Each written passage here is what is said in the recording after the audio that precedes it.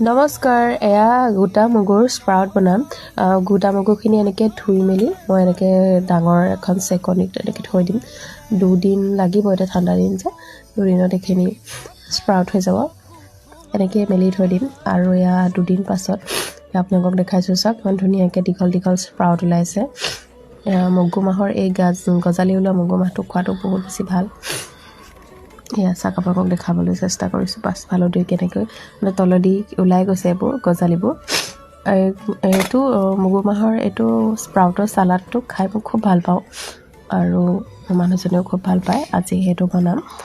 কেনেকৈ বনাম আপোনালোকক দেখাই আছোঁ ৰ'ব বহুত হেল্ডি চালাডৰ ৰেচিপি হয় আপোনালোকেও খাই চাব আৰু এনেকৈ যেতিয়া চালাড বনাই খোৱা হয় নহয় বিৰাট বেছি টেষ্টি লাগে মানে স্প্ৰাউট খাই বেয়া পোৱা মানুহও ভাল পাব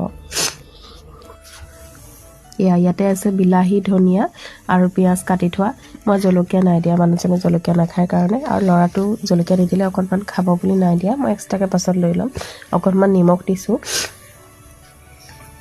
আৰু এতিয়া স্প্ৰাউটখিনি দি দিম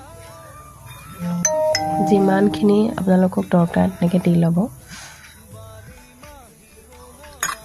এতিয়া চামুচখনেৰে সৈতে মিক্স কৰি দিছোঁ